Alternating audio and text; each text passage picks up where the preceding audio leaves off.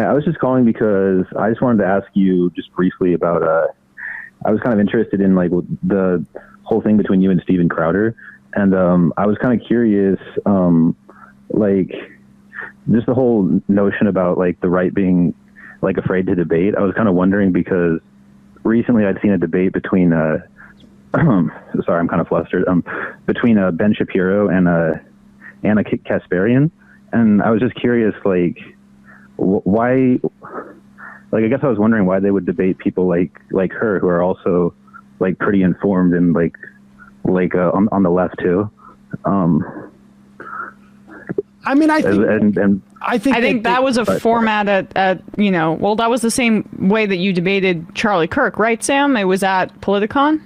I'm not sure. And Ben was at some kind of like, I'm trying to remember what the context. It was like a sponsored talk. Yeah. Oh yeah. I mean, so they got paid for that. Yeah. Yeah. I mean, that's your answer.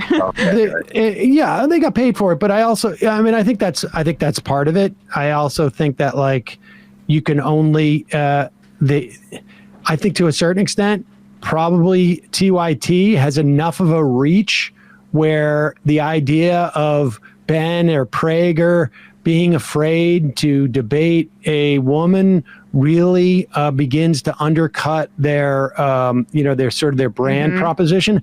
I also know from my experience in working with Janine Garofalo, 15, 16 years ago in this sort of world, that, and you can see this on Fox News too, like who is it that they demonize more than anybody else? It is, they will demonize young women and if they can, young women of color.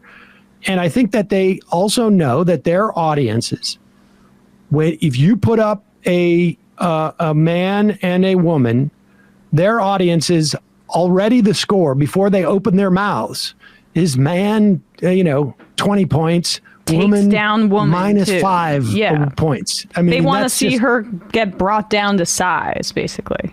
So, right? Yeah. Okay. I see. And I think there's just an inclination to assume that what she's saying is going to be, that their audience is less willing to listen to someone like that. And then I think that also that like they created some, what I think is a myth around, what I was going to do to them if I got into a debate with them. And I don't think it's true, but they believe it. And so it is what it is. Right. Awesome. Well, thank you so much. Appreciate the call. This is Ed from Fort Worth. Ed from Fort Worth, Texas. Yes? Yes, sir. Yes, sir. What's on your mind, Ed? I think just real quick on what that caller and kind of what you were talking about, just that last conversation. The reason is the reason I perceive a lot of audiences not wanting to talk or convert with you is because you're white, and those audiences would tune into what you say, which is exactly what you said. If they're debating against a woman, if they're debating against Jen, who looks like a minority, then their audiences are already inclined not to believe them. But if you come in, as weird as it sounds, it's just identity politics. That's their main play, and that's why they don't want to debate you. As weird as it sounds, huh? I think there's definitely something to that, to be honest with you. I mean, I definitely think there's something to that. I'd like and to as see. Weird as it sounds, Ben as weird as it Shapiro, sounds, a little way to test it, a weird way to test it is, if these right-wing people put tags on their YouTube videos, I think if you put your tags to match theirs, you might do some cross-streaming, but who knows? Take care. Bye. Oh, Thank all you. right, Eddie. That's Eddie coming in with a suggestion on the tagging. Maybe if Eddie's, I like the way Eddie's thinking. Let's do that.